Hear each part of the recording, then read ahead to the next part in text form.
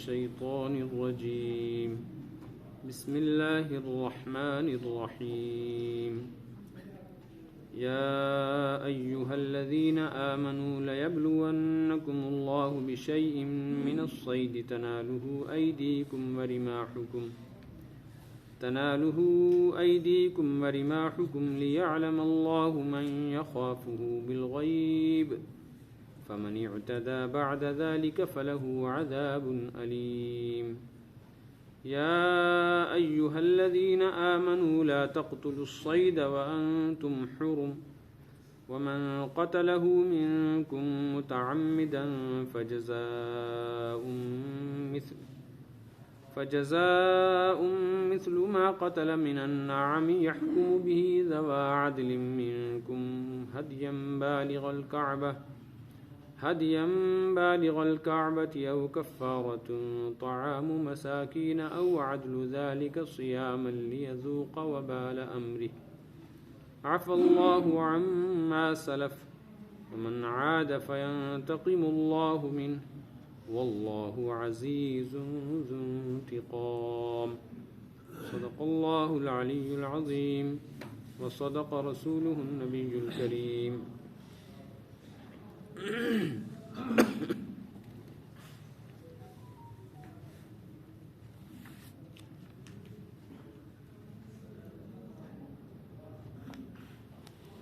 ایک صفحہ پلٹ کے دیکھیں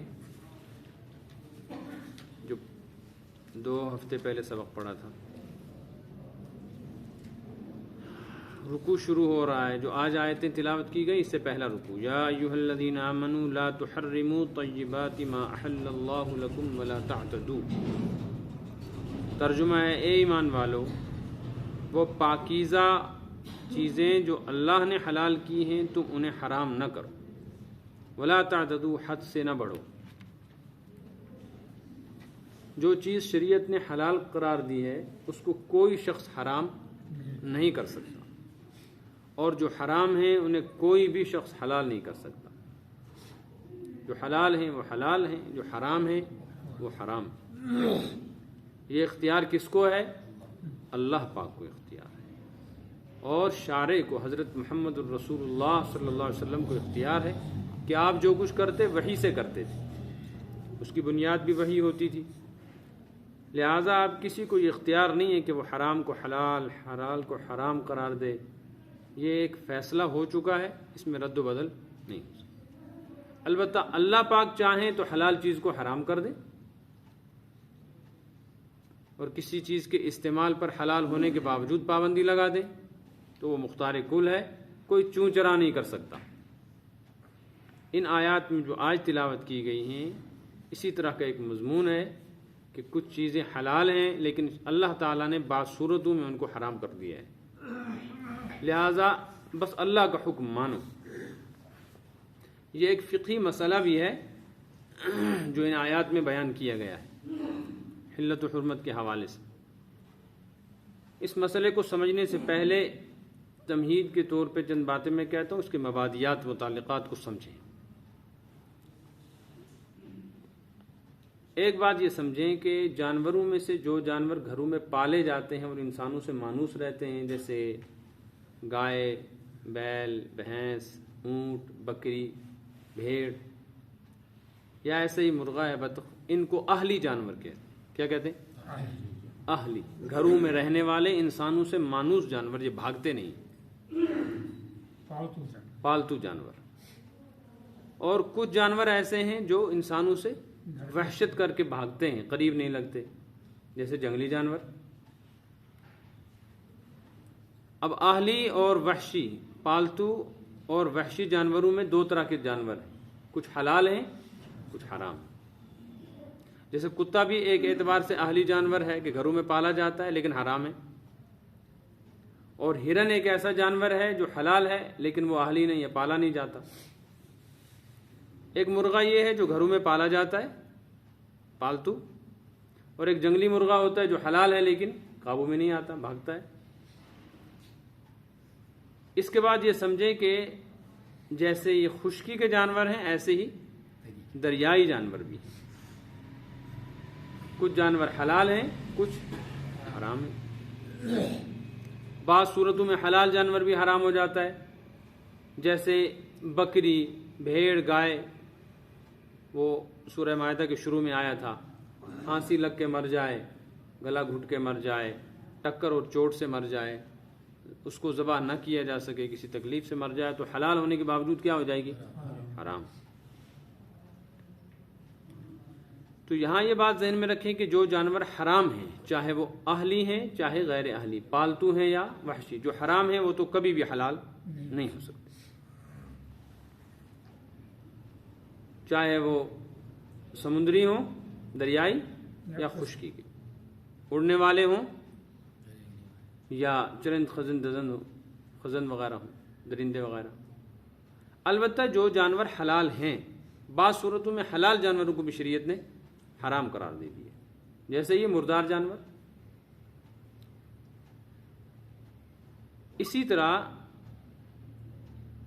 شریعت نے یہ بھی حرام قرار دیا ہے کہ جو جانور وحشی ہوں، انسانوں سے دور بھاگتے ہوں، عام طور پہ وہ پالے نہیں جاتے، پالتو جانور نہیں ہیں، لیکن وہ حلال ہیں، حلال تو کیا ہے، لیکن ان کی طبیعت کے اندر انقیاد نہیں، وہ تابع نہیں رہتے بلکہ آزاد پھرتے رہتے ہیں۔ ایسے جانوروں کو شکار کے ذریعے سے قابو میں کیا جاتا ہے۔ مسئلہ آپ پیچھے پڑھ کے آئے ہیں شکار کا، یاد ہے آپ کو؟ جیسے گولی سے شکار،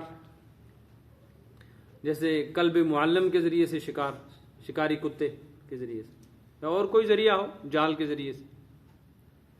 تو جو جانور اہلی نہیں ہیں، وحشی ہیں، ان میں سے جو حلال جانور ہیں، ان حلال جانوروں کے بارے میں شریعت کا حکم یہ ہے کہ اگر وہ حلال جانور حدود حرم میں داخل ہو جائیں، حدود کو آپ اپنے اعتبار سے سمجھے میونسپلٹی کا ایریا، مکہ شریف میں خانہ کعبہ کے آس پاس کا جو علاقہ ہے اس کو حدود حرم کہتے ہیں۔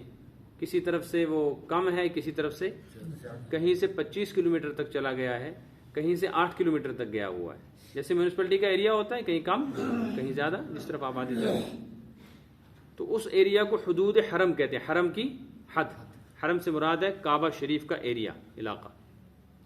اگر کوئی جانور وحشی ہو لیکن حلال ہو، مثلا ہرن، اور وہ حدود حرم میں آ جائے تو حدود حرم میں اس کو شکار کرنے کی اجازت۔ حرم کے احترام کی وجہ سے جانور بھی محترم ہو جائے گا۔ اگر اس کو شکار کرنا ہو تو حدود حرم سے آہستہ آہستہ کسی طرح اس کو باہر لے جانا ہوگا، پکڑ کے نہیں لے جا سکتے، لے جائیں، ڈرا دھمکا کے اس کو بھگائیں، وہ بھاگے گا، حدود حرم سے باہر ہو تو پکڑ لیں۔ یہ مسئلہ سمجھ میں آیا؟ اسی طریقے سے اگر یہ جانور جو حدود حرم میں جس کو پکڑنا جائز نہیں ہے، اگر باہر سے کوئی پکڑ کے حدود حرم میں لے آئے تو جو آدمی حالت احرام ہو وہ اس کو ذبح بھی نہیں کر سکتا۔ محرم حالت احرام میں، احرام سمجھتے نا، وہ 2 چادریں لے کر، حاجی حج کے دوران اور عمرہ کرنے والا عمرے کے دوران جو چادریں استعمال کرتا ہے، اس میں یہ پابندی ہوتی ہے کہ جب تک اپنے بال نہ کٹوا لے تب تک یہ احرام کی چادریں نہ کھولے، سلے ہوئے کپڑے نہ لگائے۔ تو جب تک وہ حالت احرام میں ہوگا اس وقت تک اس کے لیے جائز نہیں ہوگا کہ وہ ان جانوروں میں سے کسی جانور کو ذبح کرے، شکار کرے۔ یا اسی طرح حالت احرام میں وہ کسی شکار کو، یعنی ایسے جانور کو جو عام طور پہ پالا نہیں جاتا، اس کو خود تو نہیں پکڑتا، خود تو نہیں ذبح کرتا، لیکن کسی کے ساتھ پکڑنے میں مدد کرتا ہے، یا کسی کو پتہ بتاتا ہے کہ فلاں جگہ جانور ہے، جاؤ پکڑو، تو اس کی بھی اجازت نہیں۔ یہ مسئلہ بیان کیا گیا۔ صورت اس کی یہ رہی کہ حضرات صحابہ کرام علیہم الرضوان کے زمانے میں جو چیزیں کھائی جاتی تھیں ان میں سے پابندی کے ساتھ جنگل کے وہ جانور جو حلال تھے ان کو شکار کر کے کھایا جاتا، اور خانہ کعبہ کے آس پاس تھوڑی ہی جگہ تھی جہاں آبادی تھی، ورنہ پورے کا پورا ایک سنگلاخ پہاڑ، ایک قسم کا جنگل ہی تھا۔ تو ان علاقوں میں کہیں کہیں یہ حلال جانور آ جاتے تھے، تو صحابہ کرام بھی اور وہاں کی عام رعایا بھی، وہاں کے عام رہنے والے لوگ بھی شکار کیا کرتے، اور یہ جانور کبھی کبھی اتر کے نیچے آ جاتے تھے حدود حرم میں، جہاں آج مسجد حرام ہے، خانہ کعبہ، یہ جگہ ایسی آباد نہیں تھی جیسی آج ہے۔ تو جیسے بستیوں میں ہمارے ہاں جنگل کے جانور آ جاتے نا، تو وہاں بھی آ جایا کرتے تھے، تو شریعت نے پابندی لگا دی کہ حدود حرم کے اندر اور حالت احرام کے اندر جو وحشی جانور حلال ہیں ان کو پکڑنا، ان کو ذبح کرنا یا ان کے پکڑنے پر مدد کرنا اس کی اجازت نہیں ہے۔ اگر کسی محرم نے حالت احرام میں ایسا کر دیا تو اس کا ذبح کیا ہوا ایسا جانور مکروہ ہوگا، جیسے مردار ہے ایسے ہی یہ بھی حرام۔ مسئلہ سمجھ میں آ گیا؟ اگر کسی نے ایسا کر لیا تو کیا ہوگا؟ اس پر سزا ہے۔ سزا کیا ہے وہ آگے بیان کی جا رہی ہے۔ سزا یہ ہے کہ جو جانور اس نے شکار کیا ہے، اب دو آدمی جو زیرک ہوں، سمجھدار ہوں، وہ سمجھتے ہوں جانوروں کی قیمت ریٹ کیا ہے۔ جیسے آپ نے دیکھا قربانی کے موقع پر کچھ لوگ ماہر ہوتے ہیں، وہ ریٹیں بتاتے ہیں جانور کی کیا قیمت ہوگی، اس کا کیا وزن ہوگا، ہر کوئی نہیں بتا سکتا، یا اس کی عمر کیا ہوگی، دانتوں کو دیکھ کر اندازہ لگاتے ہیں۔ ایسے جو دو ماہر آدمی ہوں وہ اندازہ لگائیں کہ یہ جانور کیسا ہے، بکری جیسا ہے، یہ جانور گائے جیسا ہے، کیسا جانور ہے۔ تو جس طرح کا جانور ہو اسی طرح کے ایک اہلی جانور کو خرید کر اس کو ذبح کرنا پڑے گا حدود حرم میں، اور اس کا گوشت فقیروں میں تقسیم کرنا پڑے گا۔ مثال کے طور پہ ہرن پکڑ لی کسی نے اور ذبح کر دی، اب کیا کرو؟ ایک بڑا بکرا خریدو، ہرن کے برابر بکرا، یا ایک درمیانی درجے کی گائے خریدو اور اس کو خرید کر ذبح کرو۔ ذبح کر کے حدود حرم کے اندر جو فقیر غربا وہاں اب بھی رہتے ہیں، باہر کے لوگ جاتے ہیں وہاں بھی، جو غربا ہوتے ہیں ان میں تقسیم کر دیا جائے۔ یہ سزا ہے ایک قسم کی، جس کو ہم کفارہ کہتے ہیں۔ ایک صورت یہ۔ دوسری صورت یہ ہے کہ اگر جانور خریدنا، ذبح کرنا مشکل ہے تو اتنے ہی ایک جانور کی قیمت لگاؤ۔ مثلا ایک ہرن پکڑی تھی، اس کو ذبح کیا تھا، تو درمیانی درجے کی ایک گائے کی قیمت دیکھو کتنی ہوگی۔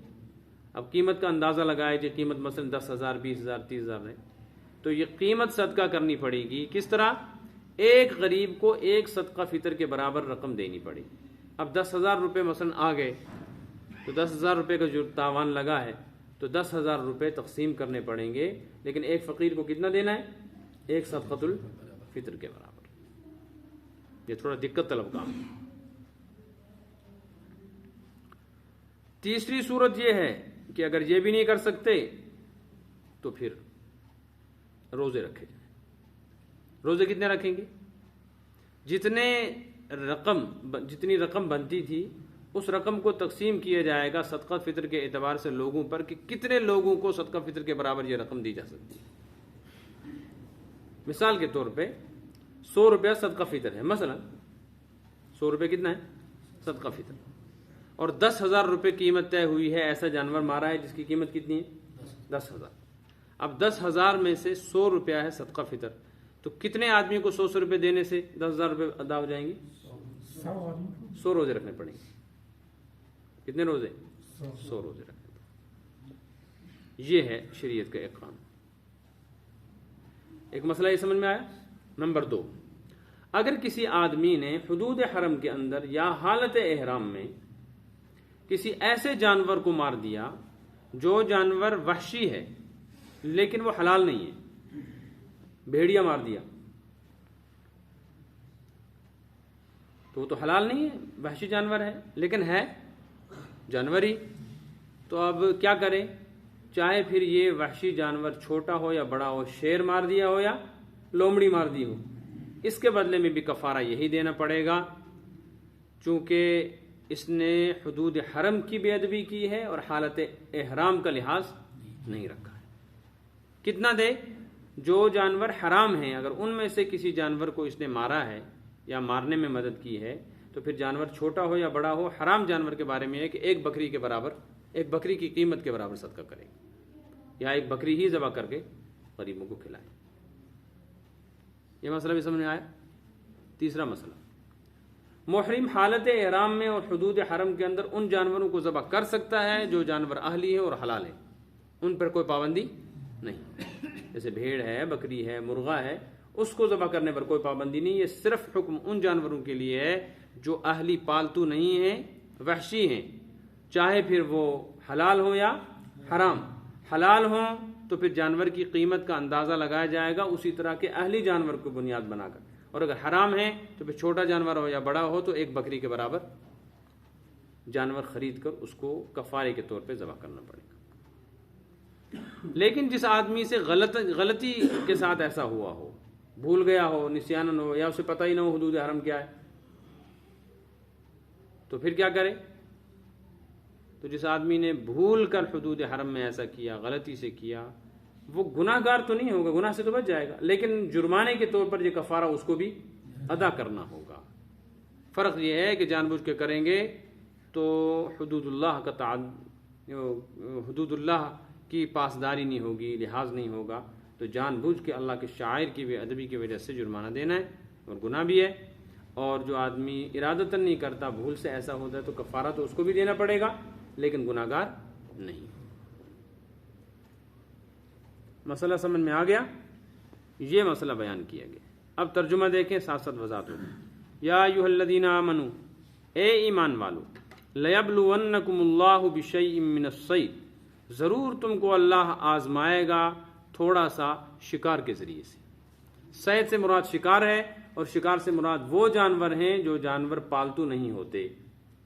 آزمائے گا کہ کیا مطلب ہے؟ یعنی اللہ یہ دیکھنا چاہتا ہے تم من مانی کرتے ہو کہ اللہ کا حکم پورا کرتے ہو۔ ہم نے کہہ دیا حرام کو حلال نہیں کر سکتا کوئی، اور حلال کو حرام نہیں کر سکتا، لیکن اللہ ایک حلال کو تمہارے لیے حرام کر رہا ہے، پھر بھی تو دیکھیں مانتے ہو یا نہیں۔ اور اس آزمائش کے لیے کیا کیا؟ شکار کو تمہارے قابو میں دیا۔ اس کی صورت یہ تھی کہ جس دوران یہ آیت نازل ہوئی اس زمانے میں مفسرین نے لکھا ہے عجیب صورتحال ہو گئی کہ جنگل کے وہ جانور جو عام طور پہ قریب نہیں آتے، وہ جانور دوڑ دوڑ کے لوگوں کی ٹانگوں میں گھستے تھے کہ ہمیں پکڑو، اور پابندی تھی کہ ان کو پکڑنا نہیں۔ تو صحابہ کا دل تو چاہتا ہوگا کہ یہ جانور کبھی بھی قابو میں نہیں آتے تھے، آج یہاں گھسے پھرے، ان کو پکڑ لو، ذبح کرو، کھاؤ، لیکن چونکہ شرعی پابندی تھی اس لیے بھرپور لحاظ کیا گیا۔ بنی اسرائیل کی طرح نہیں کیا، ان کو منع کیا تھا کہ مچھلیاں نہیں پکڑنا سنیچر کو، اور مچھلیاں خوب آنے لگیں اسی دن۔ انہوں نے سوچا یہ تدبیر کرو، آج نہیں پکڑ سکتے کل پکڑو، جال پہلے ہی ڈال کے رکھا کرو، کل جال کھینچ لیا کرو۔ یہ صحابہ نے ایسا نہیں کیا۔ اللہ اکبر۔ تنالہ ایدیکم ورماحکم، یہ وہ شکار ہیں جن تک تمہارے ہاتھ اور نیزے پہنچ جاتے، یعنی جنگل میں جانا تو خیر الگ مسئلہ ہے، یہ وہ شکار ہیں جو تمہارے قابو میں اللہ نے کر دیے ہیں، تم چاہو تو ہاتھ سے پکڑ لو، چاہو تو ان پر حملہ کر کے زخمی کر دو۔ اس کے باوجود بھی پابندی لگا دی ہے کہ قریب نہیں جانا۔ کیوں کیا؟ لیعلم اللہ، تاکہ اللہ، ترجمہ اس کا تاکہ اللہ جانے، تاکہ اللہ جانے۔ میرے ذہن میں آج یہ ترجمہ آیا اچانک کہ اللہ جانے کے بجائے یہ ترجمہ کرنا چاہیے تاکہ اللہ ظاہر کر دے۔ جانتا تو بھائی عوام نہیں سمجھتی نا اس ترجمے کو، ورنہ اس کی تفصیل کی جا سکتی۔ علم جو ہوتا ہے نا وہ ظاہر ہوتا ہے، تو لیعلم اللہ کا مطلب ہے تاکہ اللہ ظاہر کرے اپنے ماننے والوں کو کہ کون ہیں، نہ ماننے والے کون ہیں۔ من یخافہ بالغیب، کیا چیز ظاہر کرے؟ یہ ظاہر کرے کہ بن دیکھے اللہ سے ڈرتا کون ہے،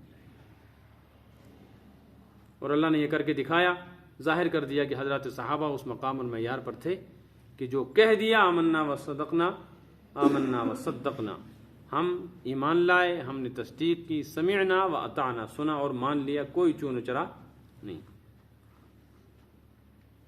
فمن اعتدى بعد ذلك، اب جو آدمی حد سے گزرے اس حکم کے بعد، فلہ عذاب علیم، اس کے لیے دردناک عذاب ہے۔ یہ عذاب کہاں ہے؟ جہاں عذاب علیم کا لفظ آتا ہے وہاں مراد ہوتا ہے آخرت کا عذاب، اس سے مراد ہے آخرت میں اس کی سزا ملے گی۔ یہ چھوٹا گناہ نہیں ہے، بہت بڑا گناہ ہے۔ اللہ نے جس چیز کو منع کر دیا اس کو استعمال کرنا۔ یہاں ایک بات ذہن میں رکھو کہ جانور جو حلال ہے اس کو صرف اس وجہ سے روک دیا گیا ہے کہ تم حالت احرام میں ہو، اسی وجہ سے روکا نا، یا اس وجہ سے روک دیا ہے کہ یہ کہ حدود حرم میں آ گیا ہے بس، ورنہ یہ حرام نہیں تھا، ورنہ حرام نہیں تھا۔ اگر کوئی آدمی حدود حرم سے باہر کسی جنگلی جانور کو جو حلال ہے کس طرح شکار کر کے ذبح کر کے لے آئے اور حالت احرام میں حدود حرم میں بیٹھ کے کوئی آدمی اس کا گوشت کھائے تو کوئی گناہ نہیں۔ جیسے آج ایکسپورٹ امپورٹ ہوتا ہے نا مال، مثال کے طور پر ہندوستان میں ہرن پکڑی جائے اور ہرن ذبح کی جائے، اور ذبح کرنے کے بعد اس کا گوشت سعودی عرب بھیج دیا جائے، جیسے آج کل پیکنگ چلتا ہے، اور وہاں وہ گوشت کسی حاجی کو حالت احرام میں ملے تو کھا سکتا ہے، کوئی گناہ نہیں. یہ پابندی صرف حدود حرم کے اندر پکڑنے کی. اس سے یہ بات معلوم ہو گئی کہ حلال چیزیں بھی بعض مرتبہ کیا ہو جاتی ہیں، اور جو حرام ہے وہ کبھی بھی حلال نہیں ہو سکتی. تو سود جو حرام تھا وہ حلال کیسے ہو سکتا ہے؟ رشوت جو حرام ہے وہ حلال کیسے ہو سکتی ہے؟ چوری کیسے حلال ہو سکتی ہے؟ لیکن اس دور میں مسلمانوں نے حرام کو حلال کرنے کے لیے نام بدل دیا. یہ کتنا خطرناک معاملہ ہے، جبکہ اس پر قرآن کہتا ہے لہو عذاب عظیم، کہ اللہ تعالیٰ اس پر بھی عذاب آخرت دے گا. ہاں اگر کوئی اب عذاب آخرت سے بچنا چاہتا ہے تو کیا کرے، اس کے لیے آگے حکم دیا. یا ایھا الذین آمنوا، اے ایمان والو، لا تقتلوا الصید، صید کہتے شکار کو، لا تقتلوا کا مطلب ہے قتل نہ کرو. اس سے فقہاء نے ایک مسئلہ نکالا، لا تقتلوا الصید، شکار کو قتل. بظاہر یہ ہونا چاہیے تھا شکار کو ذبح، قتل کرنا الگ چیز ہے، ذبح کرنا. لا تذبحوا ہونا چاہیے تھا بظاہر. حلال چیز، حلال جانور کو کیا کیا جاتا ہے؟ ہم کیا کہتے ہیں، بکری کو ذبح کیا کہ بکری کو قتل کیا؟ اگر پتہ لگ جائے کہ کسی کسائی نے گائے قتل کی ہے تو کھائے گا کوئی؟ قتل کا مطلب ہوتا ہے مکروہ کرنا.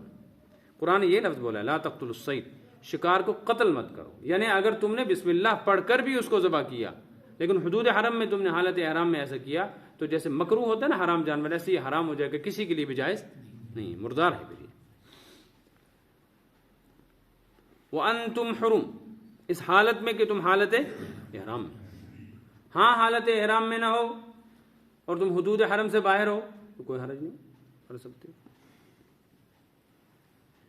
اس طرح ایک مسئلہ اور سمجھو کہ جو آدمی حالت احرام میں ہو لیکن وہ شرعی طور پر احرام سے باہر نہ نکلے، یعنی احرام جیسے نماز سے نکلنے کا طریقہ کیا ہے، سلام پھیرو السلام علیکم. ایک آدمی اتحیات میں بیٹھا ایک دم اٹھ کے بھاگ گیا، نہ سلام ہے نہ اتحیات ہے. سجدہ کیا، 2 سجدے کے بعد آخری اتحیات پڑھی، نہیں اٹھ کے چلا گیا تو کیا کہیں گے، اس نے نماز پڑھی، نماز توڑی. اسی طرح جو آدمی احرام باندھتا ہے نا تو احرام کی صورت میں بہت ساری چیزیں ناجائز اور حرام ہو جاتی ہیں. اب ان چیزوں کو حلال اور جائز کرنے کے لیے احرام کا سلام پھیرنا پڑتا ہے، احرام کھولنا پڑتا ہے. اس کا ایک طریقہ ہے شریعت نے رکھا ہوا، اس سے ہٹ کر کوئی کرے گا تو احرام کی پابندی ختم نہیں ہوگی، وہ باقی رہے گی. بات سمجھ میں آ رہی ہے؟ اب جو آدمی اس طرح کی غلطی کرتے ہیں حاجی اور عمرہ کرنے والے کہ وہ احرام باندھ کر پھر شرعی طریقے پر جو طریقہ ہے، ضابطہ ہے، اس کے خلاف احرام کھولتے ہیں تو ان کے اوپر جو احرام کی حالت میں پابندیاں ہیں وہ پابندیاں ختم نہیں ہوتی. مثلا حالت احرام میں بیوی سے ملنا گناہ ہے. اگر کسی نے حالت احرام میں ایسی غلطی کی تو حج کیا ہو جائے گا، حج ختم، حج ٹوٹ گیا اس کا.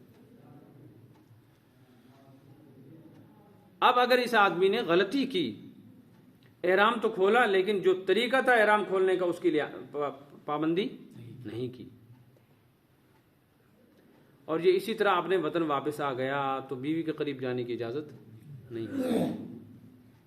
یہ آدمی اگر اپنے ہاں آ کر کسائی ہو اور ذبح کرے گا تو اس کا ذبیحہ بھی صحیح نہیں ہو. کتنا بڑا مسئلہ ہے.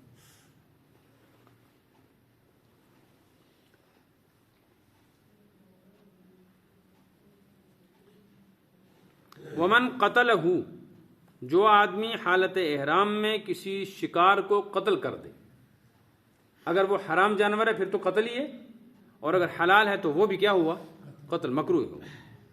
متعمدن، اور یہ کیا کرے، جان بوجھ کے. یہاں متعمدن کہا ہے لیکن مسئلہ یہ ہے جان بوجھ کے کرے یا غلطی سے کرے. سزا 2 طرح کی ہیں، ایک ہے اخروی سزا، دنیاوی سزا، ایک ہے کفارہ. گناہ تو نہیں ہوگا بھول کے کرنے والے کو لیکن کفارہ دینا پڑے گا، اور جان بوجھ کے کرنے والے کو کفارہ بھی دینا ہے اور اس کو گناہ بھی ہوگا. یہاں گناہ والی صورت بیان کی جا رہی ہے. جو جان بوجھ کے تم میں سے قتل کر دے فجزاء مثل، تو اس کو اس کے بدلے میں دینا پڑے گا بالکل ایسا ہی ایک جانور، ما قتل، جو اس نے قتل کیا ہے، من النعام، مویشیوں میں سے. گھر میں جو مویشی پالے جاتے ہیں نا اس کا لحاظ کر کے دے کہ جتنا بڑا جانور اس نے مارا ہے، حلال جانوروں میں سے گھروں میں جو جانور پالے جاتے ہیں ان میں سے اس کے برابر کون سا جانور، اس کا لحاظ کر کے. یحکم بہ ذوا عدل منکم، تم میں سے 2 انصاف کرنے والے تجربہ کار آدمی اس کا فیصلہ کریں گے، بھائی ان کی قیمت کیا بنتی ہے، یہ جانور کس جانور سے ملتا جلتا ہے. یا ایک بھی تجربہ کار ہو تو فقہاء نے لکھا ہے ایک کا بھی فیصلہ چلے. اب 3 صورتیں ہیں۔ نمبر 1، اسی طرح کا ایک جانور خریدو، ہدیم بالغ الکعبہ، لیکن اگر یہ باہر سے خریدا ہے تو پھر لے جانا کہاں ہے؟ حدود حرم میں، اور اگر وہیں سے مل گیا تو ٹھیک، وہیں ذبح کرنا ہے۔ اس کو ہدی کہیں گے، ہدی کی طرح ہے۔ ہدی کا مطلب ہوتا ہے وہ جانور جو حدود حرم میں ذبح کیا جائے، اس کو وہیں ذبح کرنا ہے، اور ذبح کرنے کے بعد یہ فقیروں، محتاجوں، مسکینوں میں تقسیم کر دے۔ اچھا، آج بھی مل جاتے ہیں ایسے لوگ، یہ فقراء حرم جو ہے نا، آج بھی موجود ہیں۔ نہ ہو کہیں تو وہاں جو ذمہ دار لوگ ہوتے ہیں، علماء، ان سے رابطہ کریں تو پتہ چل جاتا ہے اس کی ترتیب کیا ہے۔ دوسری صورت اگر یہ نہ ہو سکے تو کفارۃ طعام مساکین، کچھ مسکینوں کو کھانا کھلانا، یہ کفارہ بنے گا۔ کچھ مسکینوں کو کھانا کھلانے کی صورت بتا دی کہ جتنے پیسے اس جانور کی قیمت کے بنتے ہوں اتنے پیسے فقیروں میں صدقۃ الفطر کی مقدار کے برابر تقسیم کیے۔ او عدل ذالک صیام، اور اگر یہ بھی نہیں ہو سکتا تو پھر جتنے مسکینوں کو صدقہ فطر دینا ہے ان کی رعایت کرتے ہوئے اتنے روزے رکھنے پڑیں گے۔ یہ سب سے مشکل کام ہے۔ یہ سب کیوں ہے؟ لیذوق وبال امری، تاکہ اپنے جرم کی سزا اس کو لگے دنیا میں اور آخرت کی سزا سے بچ جائے، اور گناہگار بھی ہوگا۔ لیکن جو آدمی غلطی سے ایسا کر بیٹھے، عفا اللہ عما سلف، اس کو اللہ معاف کر دے گا، یعنی گناہ تو نہیں ہوگا، لیکن کفارہ اس کو بھی دینا پڑے گا۔ ومن عاد، لیکن جو آدمی دوبارہ ایسی غلطی کرے، چونکہ ایک دفعہ غلطی جب انسان کرتا ہے نا، پہلی مرتبہ ڈر ہوتا ہے انسان کو، جب ایک دفعہ کوئی گناہ کر لیا تو دوسری مرتبہ اتنا ڈر، تیسری مرتبہ پھر اور کم ہوتا ہے، پھر ایک وقت ایسا آتا ہے اس کو اس گناہ کا بالکل بھی ڈر نہیں رہتا، وہ پیشہ ور بنتا ہے۔ پہلی مرتبہ چوری کرو تو انڈے کی چوری پر ڈر لگتا ہے، اور بعد میں پھر مرغی چرانا بھی آسان، اور ایک وقت آتا ہے آدمی ملک چراتا ہے۔ تو اللہ یہ جو فرما رہے ہیں اس کا مطلب یہ کہ پہلی مرتبہ تو چلو جب کوئی گناہ کرے گا کچھ نہ کچھ خوف تو ہوگا، دوبارہ جب کر رہا ہے تو اس کا مطلب ہے اب اس کو خوف نہیں۔ اب اگر ایسا کرے گا فینتقم اللہ من، اللہ اسے انتقام لے گا، بدلہ لے گا، اور اللہ کا بدلہ نہ جا اس کے تحمل پر کہ بے ڈھب ہے گرفت اس کی، ڈر اس کی دیر گیری سے کہ ہے سخت انتقام اس کا۔ اللہ کے تحمل پہ نہیں جانا چاہیے، برداشت بہت کرتا ہے، بے ڈھب ہے، عجیب و غریب پکڑ کرتا ہے اللہ۔ اور دیر گیری سے نہیں ڈرنا چاہیے، دیر گیری کا مطلب ہے پکڑتا نہیں ہے، مہلت مل رہی ہے سخت انتقام اس کا، بدلہ بڑا سخت ہے۔ اللہ تعالیٰ ہماری حفاظت فرمائے۔ ہم لوگ عادی ہیں جرموں کے، تو جرم عادتاً نہیں کرنا چاہیے، غلطی سے ہو جائے تو پھر ارادہ کر کے جرم کرنا خطرناک چیز ہے۔ واللہ عزیز، اللہ بڑی زبردست قدرت والے ہیں، ذو انتقام، سخت بدلہ لینے والے ہیں۔ قدرت ایسی ہے کہ مجرم بھاگ نہیں سکتا، اور بدلہ ایسا ہے کہ کوئی برداشت کر نہیں سکتا۔ صدق اللہ العلی العظیم وصدق اللہم تقبل منا فإنک خیر المتقبلین۔ اللہم انا نسألک العفو والعافیۃ والمعافاۃ فی الدنیا والآخرہ۔ اللہم اصلح لنا شأننا کلہ، اللہم اصلح لنا شأننا کلہ، اللہم اصلح لنا شأننا کلہ برحمتک یا ارحم الراحمین۔